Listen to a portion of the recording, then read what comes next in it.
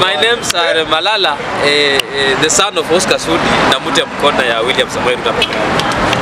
Tumia naenda straight to the point kwa sababu hapa tunaangalia hawa governor kweli hii pesa wanataka pia ni wazuri, hawa wabunge we measure out the both side.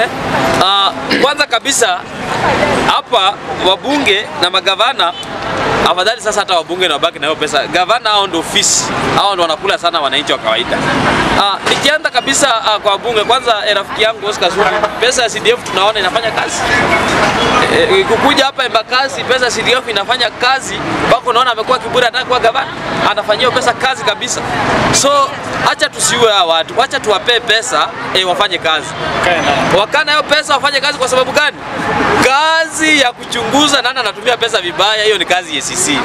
ACC wafanye kazi yao, waache kulala.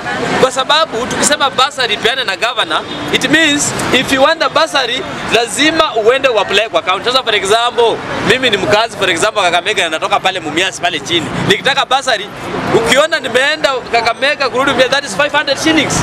Hiyo italeta mambo magumu sana watu kuapply bursary. Acha hii pesa ibaki kwa wabunge, ile allocation ya county government wacha iongezwe ili magavana waongezewe pesa iende 4 trillion, Mr. Speaker.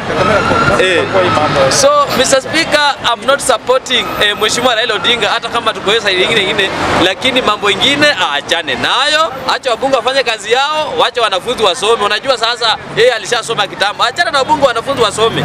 Mr. Speaker, I want to condemn this thing na ishiwahi letwa tena. Asante sana na mimi nashukuru.